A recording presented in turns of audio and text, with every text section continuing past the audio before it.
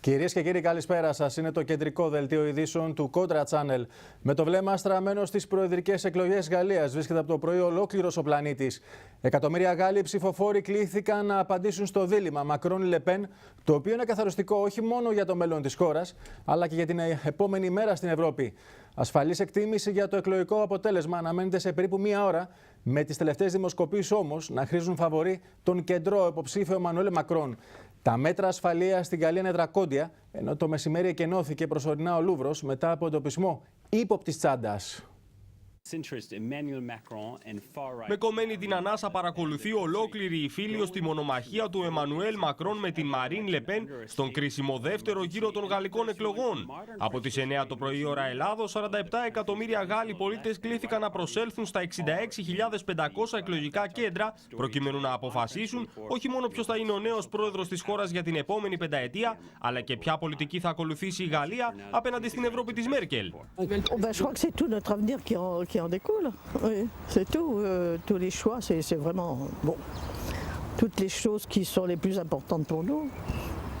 Et en plus, j'ai voté pas comme j'avais envie, alors je suis pas contente. De toute manière. Et puis c'est tout. En fait, aucun candidat ne correspondait à mes convictions politiques, donc voilà, et sociales. Vous savez, les candidats, eux, sont autant d'un côté que d'un autre, ont leur opinion, qui ont leur espoir autant d'un côté que d'un autre, on va dire. Maintenant, à dire ce qu'il va se passer pour la suite, ça va, c'est pas évident. En attendant le résultat.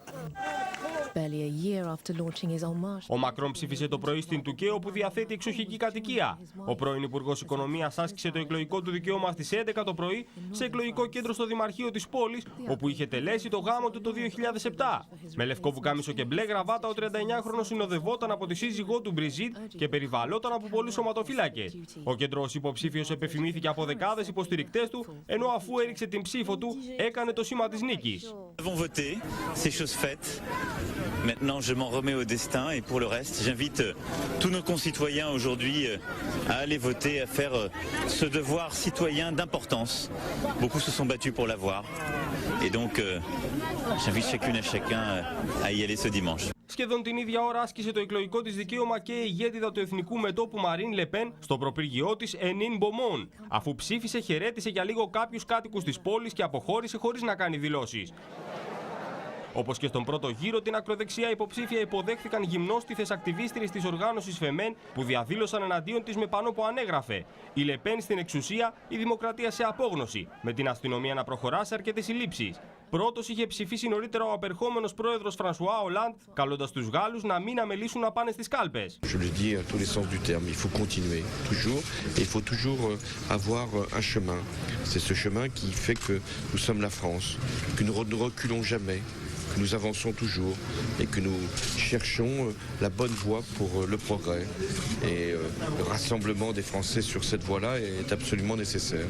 Donc aujourd'hui, c'est un acte important parce qu'il s'agissait de ne pas se tromper de voie. Δρακόντια είναι για μία ακόμη φορά τα μέτρα ασφαλείας, με περισσότερες από 50.000 αστυνομικούς και χωροφύλακες να βρίσκονται επίποδος σε όλα τα μήκη και πλάτη της γαλλικής επικράτειας. Το κλίμα του φόβου ήρθαν να ενισχύσουν οι νέες απειλές των τζιχαντιστών για αιματοκύλισμα στο Παρίσι κατά τη διάρκεια της εκλογικής αναμέτρησης. Σε μία από τις σοκαριστικές αφίσες του ISIS απεικονίζεται ο Εμμανουέλ Μακρόν με ένα όπλο να τον σημαδεύει στο κεφάλι, ενώ μία άλλη προτρέπει τους οπαδούς του Ισλαμικού κράτους να ανατινάξουν εκλογικά κέντρα. Ενδεικτικός του τρόμου είναι ο συναγερμός που σήμανε το μεσημέρι στο Λούβρο μετά από εντοπισμό τσάντας που κρίθηκε ύποπτη. Οι άρχες προχώρησαν σε εκκίνωση του προαύλιου του μουσείου, όπου το βράδυ ο Μακρόν θα πραγματοποιήσει την ομιλία του προς το γαλλικό λαό. Μετά τους απαραίτητους έλεγχους πάντως, η γαλλική αστυνομία άνοιξε και πάλι το σημείο και έτσι επανήλθε η ηρεμία. Signal sonore et lumineux. Nous avons une commutation des images, enfin des caméras les plus proches avec affichage instantané. Une intrusion, une menace, quelqu'un qui rentre armé, quelqu'un qui perturbe le scrutin. Στις κάλπες προσήλθαν σήμερα και περίπου 7.500 Γάλλοι της Ελλάδας, οι οποίοι είναι εγγεγραμμένοι στα 5 εκλογικά κέντρα. 2 στην Αθήνα και από ένα σε Θεσσαλονίκη, Ρόδο και Ηράκλειο Κρήτης. Έχει μεγάλη ιδιαιτερότητα γιατί θα σημάνει αλλαγές, πιστεύω, στην Ευρώπη, στο κύμα που έχει ξεκινήσει. Για την Ευρώπη γενικότερα, αν είναι η Λεπέν, είναι διαφορετικό από τον Μακρόν. Με τον Μακρόν η Ευρώπη θα συνεχίζει, θα βελτιώνει λίγο, νομίζω. Και οι δύο δεν είναι αυτά που περίμεναν οι Γάλλοι, ούτε το τραπεζίτη, ούτε η άκρη δεξιά. Οπότε νομίζω ότι θα υπάρχει πολλά άκυρα, λευκά πολλά. Δυστυχώς αυτό που γίνεται αυτή τη στιγμή είναι τραγικό. Έχουμε δύο άνθρωποι που δεν τους θέλει ο κόσμος. Και αναγκαστικά θα ψηφίσει ο κόσμος για κάποιον που δεν το θέλει, είτε για τον έναν είτε για τον άλλον. Όσον αφορά το αποτέλεσμα των εκλογών, η πρώτη ασφαλής εκτίμηση των Ινστιτούτων θα ανακοινωθεί στις 9 το βράδυ ώρα Ελλάδας με το κλείσιμο των καλπών στα μεγάλα αστικά κέντρα. Σύμφωνα με τις τελευταίες δημοσκοπήσεις, ο Μακρόν καταγράφει σαφές προβάδισμα νίκης της τάξης του 60% έναντι της αντιπάλου του. Σημαντικό ρόλο αναμένεται να παίξει και το ποσοστό της συμμετοχής των ψηφοφόρων στη διαδικασία, το οποίο φαίνεται να είναι ελαφρώς μειωμένο σε σχέση με τον πρώτο γύρο. Λοιπόν, όλα τα βλέμματα στραμμένα στη Γαλλία. Οι Γάλλοι εκλέγουν πρόεδρο. Μακρόν και Λεπέν, όλα δείχνουν Μακρόν. Πάμε ευθύς αμέσως στους καλεσμένους μας για να ξετυπλώσουμε τις πληροφορίες και το ρεπορτάζ. Γιάννης Κοροναίος, καλός συνάδελφος διευθυντής του περιοδικού Επίκαιρα. Κωνσταντίνος Γκράβας, διεθνολόγος και οικονομολόγος. Ευχαριστώ κύριε Γκράβα. Αλλά πάμε και στην τηλεφωνική μας γραμμή να καλησπερίσουμε τον Δημοσθένη Δαβέτα, καθηγητής εκ Παρισίων. Καλησπέρα κύριε Δαβέτα. Καλησπέρα σας, με βρίσκεται στο αεροδρόμιο, τι κάνετε? Το ξέρω, είστε στο αεροδρόμιο, μαθαίνω ότι πάτε για τη Μόσχα, αλλά παρά τα αυτά... Όχι, για την Κίνα. Για την Κίνα, με συγχωρείτε. Παρά τα αυτά όμως περάσετε από τη Γαλλία, σας βρίσκουμε στο αεροδρόμιο, πείτε μας τι γίνεται στη Γαλλία, ποιοι είναι οι ρυθμοί, τι σημαίνει η εκλογή Μακρόν. Αν επαληθευτούν βέβαια τα exit poll. Ναι, τα exit poll λένε ότι ο Μακρόν θα είναι, ας το πούμε, λέμε περίπου, υπολογίζουν το 60 με 40, αλλά ακόμη δεν ξέρουμε, θα δούμε στην πορεία ποιο είναι το ποσοστό αποχής. Αλλά πέρα από όλα αυτά, τα οποία είναι αριθμοί, η ουσία είναι ότι η Γαλλία παραμένει κομμένη ουσιαστικά στα δύο. Από τη μία μεριά βρίσκονται οι οπαδοί μιας, αν θέλετε, ανοιχτής παγκοσμιοποίησης, ή και όσοι άλλοι τέλος πάντων έχουν παγιδευτεί σε αυτή την έννοια της παγκοσμιοποίησης, διότι είναι Ευρωπαίοι και θέλουν την Ευρώπη, θέλουν ακριβώς αυτή την προώθηση μιας νέας σύγχρονης Ευρώπης. Ναι. Αλλά και απ' την άλλη βρίσκονται αυτοί οι οποίοι φρενάρουν την μανία της παγκοσμιοποίησης να διαλύει οτιδήποτε πάει να γίνει κάτι, ας το πούμε, εστία, να γίνει κάτι το κλειστό. Και αυτοί οι άνθρωποι, κάποιοι θεωρούν ότι η παγκοσμιοποίηση είναι επικίνδυνη σε σχέση με κάποιες αξίες όπως είναι οι παραδοσιακές της οικογένειας, του πολιτισμού, της πατρίδας, της θρησκείας, αυτών των πραγμάτων. Κύριε και αυτοί οι άνθρωποι έχουν πάνε πίσω από τη Λεπέν. Κύριε καθηγητά, οι Γάλλοι, επειδή η γαλλική κοινωνία είναι δομημένη έτσι ώστε να είναι πολιτισμική, πολλές φυλές μαζί μεγαλώσαν, είναι ένα μοσαϊκό, ευνοείται στη Γαλλία αυτό το περιβάλλον. Είναι φοβισμένοι με τη Λεπέν, ειδικά όταν τις τελευταίες μέρες είχε ανεβάσει τους τόνους και με το νόμισμα, το ευρώ? Κοιτάξτε, αυτό είναι το περίεργο. Μήπως τη ζημίωσε, αυτό λέω. Ναι. Κοιτάξτε, μπορεί αυτά τώρα. Εγώ δεν νομίζω ότι το πρόβλημα είναι στο ευρώ ή όχι. Γιατί από τη μία υπάρχουν οι ενημερωμένοι άνθρωποι, αυτοί οι οποίοι γνωρίζουν αυτά τα οποία λέτε, και οι οποίοι πραγματικά ασχολούνται, και οι οποίοι είναι άνθρωποι που ξέρουν τι ψηφίζουν και τι ψηφίζουν. Υπάρχει και ο μεγάλος λαός, ο οποίος είναι θυμωμένος. Αυτός ο μεγάλος λαός είναι σιωπηλός. Αυτός ο μεγάλος λαός δεν πρόκειται να πει εύκολα ότι θα ψηφίσει από εδώ ή από εκεί. Αυτή γιατί είναι Κύριε Δαβέτα, αυτή γιατί είναι θυμωμένη? Και σας ρωτάω γιατί ξέρω ότι έχετε περάσει μεγάλο μέρος της ζωής σας στη Γαλλία. Αυτή γιατί είναι θυμωμένη? Είναι θυμωμένη λόγω οικονομικών καταστάσεων? Λόγω οικονομικών, αλλά και λόγω κακής λειτουργίας των ευρωκρατών της Ευρωπαϊκής Ένωσης. Δηλαδή, οι αγρότες, οι Γάλλοι, είναι θυμωμένοι με την αγροτική πολιτική. Και προχθές, όπως είδατε, στα εργοστάσια, ένα σημαντικό εργοστάσιο γαλλικό, λόγω κόστους, αναγκάζεται να φύγει και να πάει, αυτό που λέμε delocalization, να φύγει να πάει στην Πολωνία. Αυτόματα πολλές οικογένειες Γάλλων διαλύονται. Ξέρετε, δεν τους αρέσουν αυτά. Μπορεί να είναι μοντέρνοι Γάλλοι, μπορεί να είναι άνθρωποι οι οποίοι έχουν ζήσει αυτές τις αλλαγές στην εταιρικότητα, αλλά κατά βάθος δεν είναι άνθρωποι οι οποίοι μπορούν εύκολα να δεχτούν το να φύγουν όλα από τη Γαλλία. Παραμένουν στο μυαλό τους ότι η Γαλλία ακόμη είναι ένα σημαντικό κέντρο διεθνές. Άρα τους φαίνεται παράξενο να φεύγουν για να πηγαίνουν κάπου αλλού για να βρουν φθηνότερα. Λοιπόν, να σας ευχαριστήσω. Ξέρω ότι μπαίνετε στο αεροπλάνο από λεπτό σε λεπτό. Μόνο και μόνο αυτή η τηλεφωνική επικοινωνία πιστεύω μας έκανε πιο σωστά ενημερωμένους σε σχέση με το τι γίνεται εκεί. Σας ευχαριστώ. Λοιπόν, σας ευχαριστώ και εγώ. Καλή συνέχεια. Επιστρέφουμε στο στούντιο. Κωνσταντίνος Γκράβας, Γιάννης Κοροναίος. Πάμε να ξεδιπλώσουμε την όλη κατάσταση. Όλα τα μηνύματα, κύριε Γκράβα, δείχνουν Μακρόν. Δεν είναι ότι το θέλουμε εμείς ή το θέλει η Ευρώπη ή να χρησιμοποιήσω αυτή την έκφραση, κάνουμε το σταυρό μας στην Ευρώπη να βγει ο κύριος Μακρόν. Αυτό δείχνουν τα δημοσκοπικά ευρήματα. Είπε ο κύριος Ζαβέτας, και είναι πολύ σημαντικό αυτό πιστεύω στην κουβέντα μας, ότι υπάρχει ένας διχασμός. Μπορεί να λήξει 62-38, λέω εγώ τώρα, ή 60-40, να είναι αυτά τα δύο πεδία μεταξύ των δύο υποψηφίων, αλλά δεν πάβει, λέει, να υπάρχει ένας διχασμός. Γιατί υπάρχει αυτός ο διχασμός? Κοιτάξτε, θα σας έλεγα ότι ο διχασμός είναι επειδή έχουμε δύο υποψηφίους στο δεύτερο γύρο. Προφανώς το νούμερο δεν μπορεί να ερχόταν 80-20. Ναι, αλλά και στις άλλες εποχές είχαμε δύο υποψηφίους. Αλλά ξέρετε τι γίνεται. Αν θέλετε να βάλω τα δύο δεδομένα. Ναι. Λεπέν, συγγνώμη, διακόπτω, ήταν περίπου αυτό 80-20. Ήταν το 2002. Ήταν ναι, να βάλω δύο δεδομένα. Να βάλω και δύο δεδομένα. Ότι η Λεπέν παίρνει την επαρχία και τα λαϊκά στρώματα.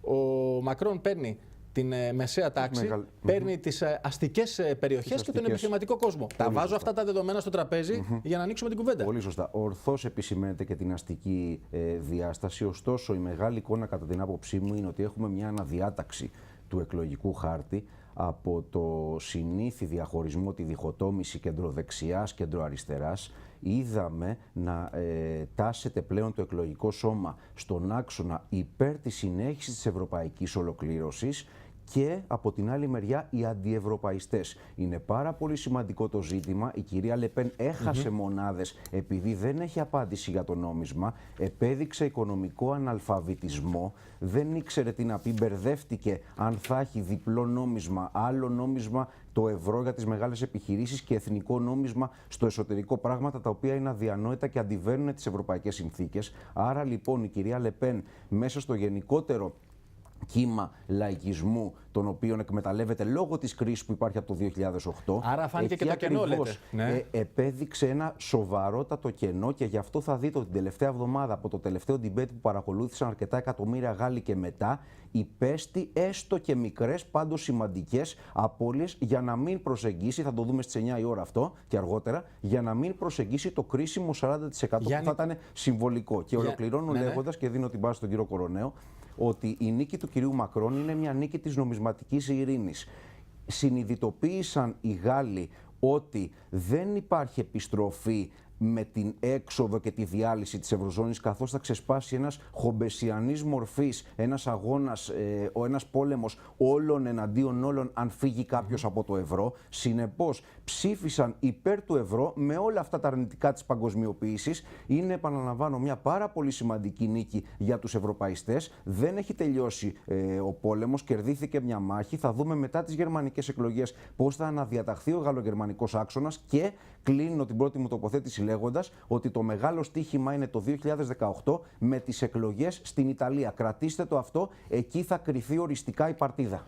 Λοιπόν, Γιάννη Κοροναίο, σε σχέση με αυτό που είπε ο Κωνσταντίνος Γκράβας, ενώ τα πρώτα 24 ώρα μετά την πρώτη κάλπη φαίνονταν ότι η Λεπέν τσιμπάει με την ορολογία, με τους όρους και τη φρασολογία που χρησιμοποιούσε, με την τακτική της, γιατί πρέπει να ξεκαθαρίσουμε κάτι.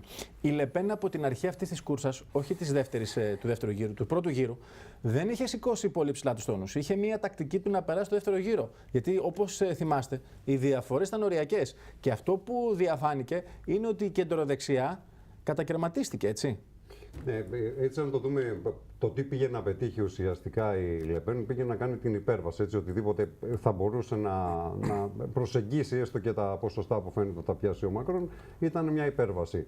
Απ' την άλλη, για να συνεχίσω λίγο τη σκέψη του καθηγητή του κυρίου Δαβέτα, το 60-40, και αν είναι προς τα κάτω, δηλαδή αν έχει μπροστά το 40, το 4, το ποσοστό που θα πιάσει. Λοιπόν, είναι και το ερώτημα που θέλω να απαντήσουμε. Τι σημαίνει να έχει διαφορά ο Μακρόν, τι σημαίνει αυτό? Γιατί έχει και βουλευτικές εκλογές, τι σημαίνει για την υπόλοιπη Ευρώπη, και βάζω τα ερωτήματα για να τα απαντήσετε. Εγώ θα το έλεγα κυρίως από την πλευρά της Λεπέν. Δηλαδή, έχοντας μπροστά το 4, 45-55 ή 42-58.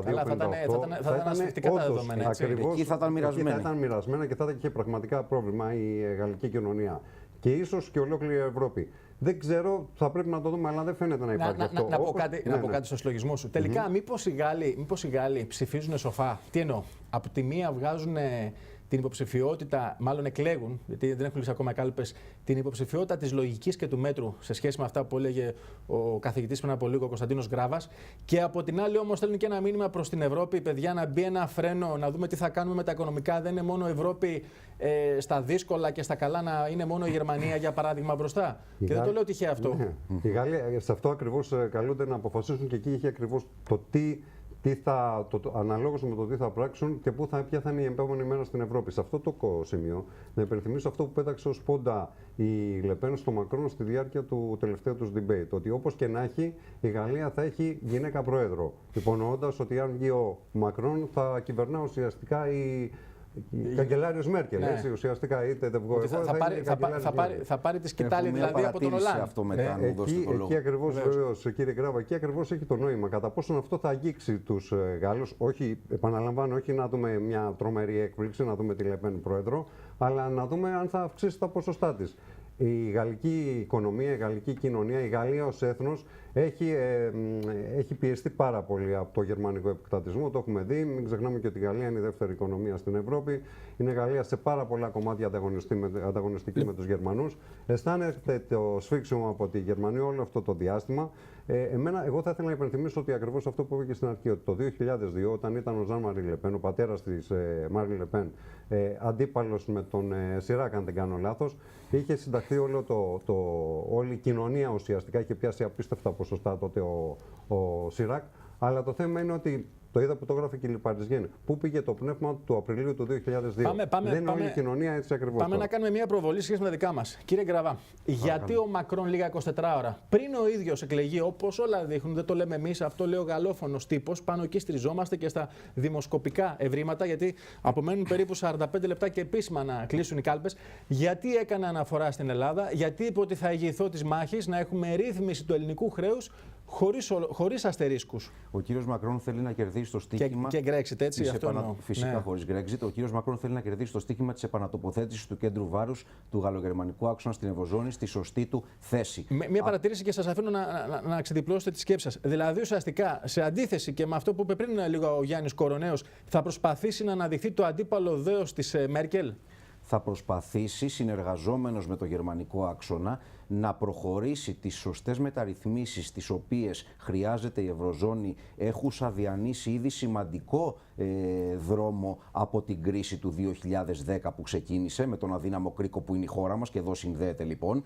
Έχουμε μπροστά μας την ολοκλήρωση της Τραπεζικής Ένωσης, η οποία θα δώσει την πανευρωπαϊκή εγγύηση καταθέσεων. Έχουμε μπροστά μας τη μεταξέλιξη του Ευρωπαϊκού Μηχανισμού Σταθερότητας σε ιονή νομισματικό ταμείο για την Ευρωζώνη, για να μην έχουμε την παρέμβαση του Διεθνούς Νομισματικού Ταμείου. Έχουμε μπροστά μας την αμοιβαιοποίηση του χρέους στην πιο μεγάλη εικόνα. Όλα αυτά τα γνωρίζει ο κύριος Μακρόν ότι είναι αναγκαίες και ικανές συνθήκες για να διατηρηθεί βιώσιμη η Ευρωζώνη και μέσα από αυτήν να φύγει διαπαντός το σενάριο αποχώρησης μιας χώρας, παραδείγματος χάρη της Ελλάδας, που είναι ακόμα αδύναμος κρίκος, να αποχώρησης λοιπόν με τον Brexit που λέτε, να φύγει αυτό από το χάρτη. Κερδίθηκε η μάχη, αλλά έχει μπροστά του τις γερμανικές εκλογές. Αν επικρατήσει η κυρία Μέρκελ και δεν έχουμε Υπουργείο Οικονομικών με το πνεύμα του κυρίου Σόιμπλε, αλλά έχουμε αλλαγή, κρατήστε και αυτό. Και αν στην Ιταλία μέχρι τον Μάιο του 2018 που θα έχουμε εκλογές δεν έχουμε το αρνητικό σενάριο της επικράτησης του κυρίου Γκρίλο, αλλά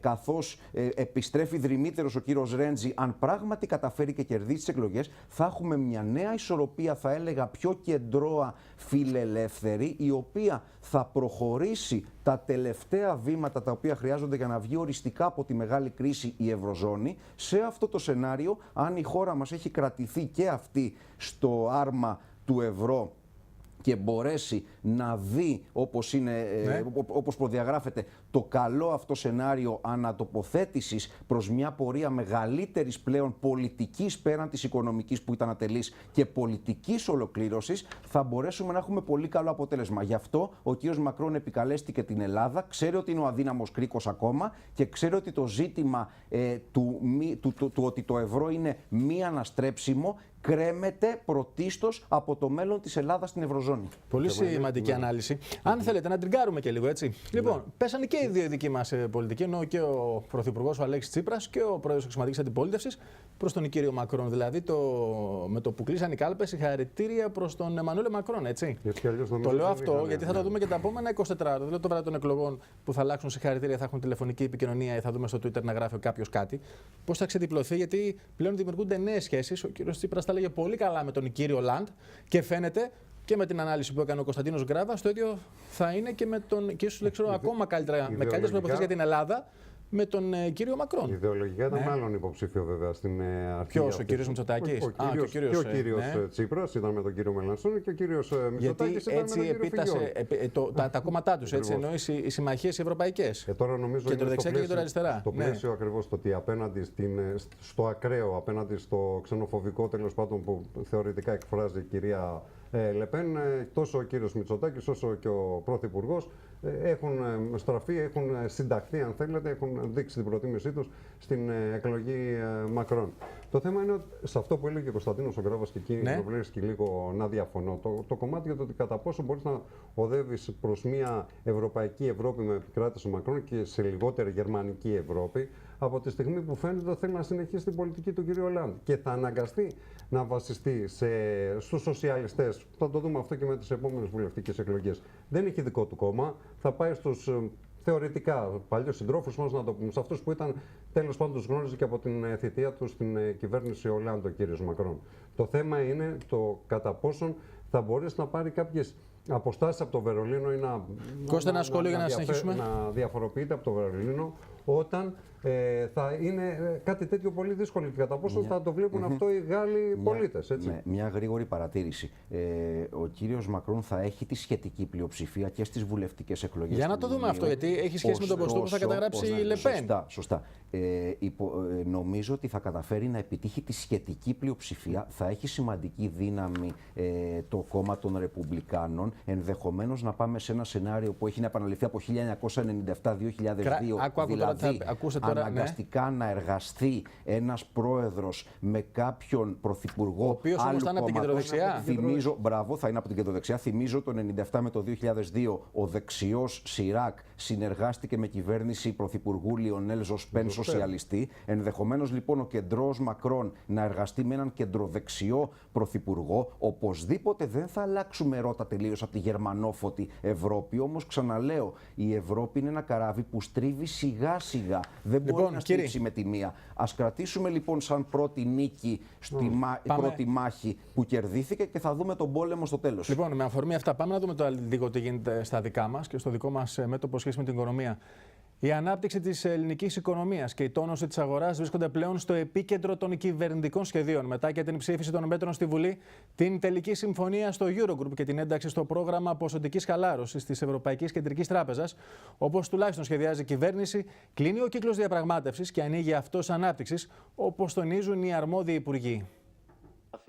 Μεγάλες αλλαγές στην αγορά εργασίας και την ροή του χρήματος στην Ελλάδα ετοιμάζει η κυβέρνηση, που μετά την τελική συμφωνία με τους δανειστές αναμένεται να επικεντρωθεί στην ανάπτυξη. Η ανάγκη της αγοράς είναι να επιστρέψει η ελληνική οικονομία σε μια σταθερή και διατηρήσιμη αναπτυξιακή τροχιά. Όμως σε αυτή την κατεύθυνση υπάρχουν πολλοί δρόμοι. Το 2017 θα είναι μια χρονιά πραγματικής ανάπτυξης, εκτίμησε ο Υπουργός Οικονομίας Δημήτρης Παπαδημητρίου. Στις 22 του μηνός θα υπάρχει απόφαση στο Eurogroup. Μην ξεχνάτε ότι έχει αρχίσει η διαδικασία για διευθέτηση και ελάφρυνση του χρέους και πιστεύουμε ότι στις 22 του Μαΐου θα έχουμε μια τελική συμφωνία. Αυτό θα επιτρέψει αμέσως μια εβδομάδα μετά ή σε ένα πολύ μικρό χρονικό διάστημα να ενταχθεί η χώρα στην ποσοτική χαλάρωση. Η απόφαση για την ποσοτική χαλάρωση αναμένεται στις αρχές του Ιουνίου.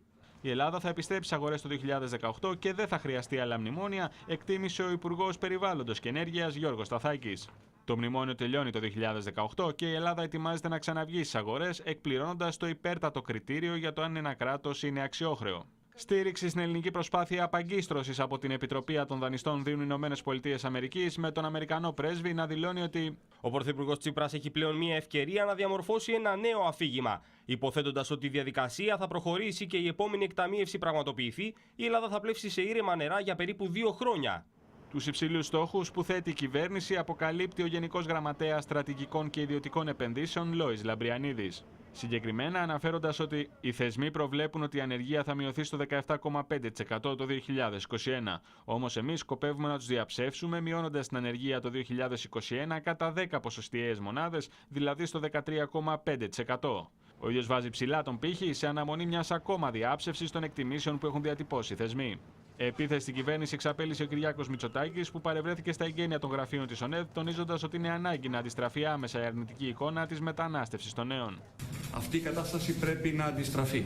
Και θα αντιστραφεί, αγαπητέ Πρόεδρε, μόνο μέσα από μια οικονομία η οποία αναπτύσσεται και η οποία ευημερεί και η οποία μπορεί να δημιουργήσει καλά αμοιβόμενες θέσεις απασχόλησης για αυτή τη νέα γενιά, η οποία είναι η καλύτερα καταρτισμένη νέα γενιά που είχαμε ποτέ στην ιστορία της χώρας μας. Κινδυνεύει όμως να είναι μια νέα γενιά η οποία, αν συνεχίσουμε σε αυτόν τον δρόμο τον οποίο βαδίζουμε, να είναι φτωχότερη και κυρίως πιο απελπισμένη από τη γενιά την προηγούμενη, των πατεράδων και των μανάδων σας. Και αυτό είναι κάτι το οποίο για εμένα δεν είναι αποδεκτό. Ο κύριος Μητσοτάκης ζητάει εκλογές από την δίψα του για επιστροφή στην εξουσία, ξεκαθάρισε εκπρόσωπος τύπου του ΣΥΡΙΖΑ Ράνια Σβίγκου, μιλώντας στην κυριακάτικη Κόντρα News. Ο κύριος Μητσοτάκης ζητά εκλογές από την επόμενη της εκλογής του στην Προεδρία της Νέας Δημοκρατίας. Αυτή η άγωνη και αδιέξοδη τακτική προέρχεται από τη δίψα για την επιστροφή στην εξουσία και τη συνέχιση του σκληρά νεοφιλελεύθερου έργου τους. Αυτό το αφήγημα όμως έχει διαψευστεί πλέον και άλλο, όπως φαίνεται, δεν διαθέτει. Έκλεισαν το 4ο μνημόνιο, δεσμεύοντας τη χώρα και την επόμενη κυβέρνηση, τονίζει η αναπληρώτρια εκπρόσωπος τύπου της Νέας Δημοκρατίας, Σοφία Ζαχαράκη, στην κυριακάτικη Κόντρα News. Η κυβέρνηση περηφανεύεται ότι κλείνει σήμερα, τον Μάιο του 2017, την αξιολόγηση του Φεβρουαρίου του 2016. Η αλήθεια είναι ότι το μόνο που κατάφερε η κυβέρνηση είναι να κλείσει το 4ο μνημόνιο, δεσμεύοντας τη χώρα και την επόμενη κυβέρνησή της σε ένα μνημόνιο χωρίς λεφτά που μας πηγαίνει στο 2021. Λοιπόν, είδατε και το βίντεο πριν από λίγο του Κωνσταντίνου Μαραβελίδη. Ενώ έκλεισε η αξιολόγηση, τα τυπικά απομένουν, κοινώς αποδεκτό. Υπάρχει αυτή η διαμάχη μεταξύ των δύο. Η κυβέρνηση της Νέας Δημοκρατίας σήμερα κάνουν λόγο για μνημόνιο. Η κυβέρνηση λέει ότι με αυτή τη συμφωνία θα βγούμε από την κρίση. Από τη Νέα Δημοκρατία λένε όχι μόνο δεν βγαίνουμε από την κρίση, εδώ πέρα παίρνουμε νέο μνημόνιο χωρίς ούτε ένα ευρώ χρηματοδότηση. Ναι, τι γίνεται τελικά? Αν μπορώ να αρχίσω, εγώ νομίζω είναι στο κυβερνητικό επιτελείο και αυτό φάνηκε και από το τελευταίο Υπουργικό Συμβούλιο και ήταν ήδη την επόμενη μέρα. Ανάπτυξη. Συμφωνία στην ανάπτυξη, την απελευθέρωση. Αν θες και το δικό μου το σχόλιο, ο Τσίπρας έχει κερδίσει πολιτικό χρόνο. Έτσι. Δηλαδή, ακόμα και το αίτημα της Νέας Δημοκρατίας για κάλπες εκ των προτέρων πάει πιο πίσω. Αν πριν έτσι κι αλλιώς ήταν. Σε σχέση πάντα με την αξιολόγηση, έτσι. Αν και πριν ήταν δύσκολο, τώρα είναι εξαιρετικά δύσκολο, είναι σχεδόν αδύνατο, αλλά εντάξει, ποτέ δεν μπορεί να πει στην πολιτική κάτι. Είπαμε και εμείς με τα σημερινά δεδομένα. Εγώ νομίζω ότι ήδη είναι αυτό στο χρόνο που απομένει μέχρι εκεί που έχει προσδιορίσει τις κάλπες, στους 16-17 μήνες που μένουν ο Πρωθυπουργός, θα προσπαθήσει ακριβώς να γυρίσει το κλίμα. Και ακριβώς η ανάπτυξη που να έχει αυτό που είπε και ο Παπαδημητρίου, να είναι πραγματική ανάπτυξη, να ευημερεί σιγά σιγά να γίνει μια κοινωνία, στην κοινωνία. Την απελευθέρωση των επενδύσεων και εκεί θα ρίξει βάρος, γιατί βλέπουμε όπου έχουν αρχίσει. Γιάννη, κακά τα ψέματα. Η θεωρία είναι καλή. Αν πραγματικά όμως πέσουν χρήματα στην ανάπτυξη, και δεν λέω όταν λέω πέσουν χρήματα, να έχουμε επιστροφή του φόρου, το ΦΠΑ. Ξέρετε πολύ καλύτερα από μένα. Πόσες επιχειρήσεις αποδίδουν ΦΠΑ στο κράτος, αλλά δεν παίρνουν την επιστροφή πίσω. Λοιπόν, να πέσουν χρήματα όχι μόνο για επενδύσεις, ακόμα και στους επιχειρηματίες που είναι συνεπείς μέχρι σήμερα, αλλά δεν παίρνουν αυτά που τους οφείλονται από το κράτος. Είναι το ζήτημα, ότι ακριβώς πρέπει να γυρίσει πολλά χρήματα να αρχίσει να πληρώνει τους ιδιώτες. Πολύ γρήγορα, στα 30 δευτερόλεπτα που έχουμε. Ο σχεδιασμός κυβέρνησης είναι, και το ξέρουν όλοι πλέον, και είναι και το αφήγημα που έχει, και είναι ένα αφήγημα το οποίο έχει ίσως και καλά στα αυτιά κάποιον, και δεν ξέρω αν είναι οι περισσότεροι. Λοιπόν, ψήφιση της αξιολόγησης των μέτρων 16 Μαΐου, τουλάχιστον μέχρι τότε λένε. Europe 22 Μαΐου, ποσοτική χαλάρωση και μία αιρετή δέσμευση σε σχέση με το χρήσο. Τι κακά τα ψέματα, τα πάμε και πριν. Όλα δείχνουν πρώτα οι γερμανικές κάλπες. Το βλέπετε εφικτό όλο αυτό, και αφετέρου μπορεί να μας βγάλει από την κρίση όλη αυτή η διαδικασία? Πρώτον, δεν βλέπω εφικτή την ολοκλήρωση συμφωνίας στο Europe της 22ης. Ναι, γιατί το λέτε αυτό?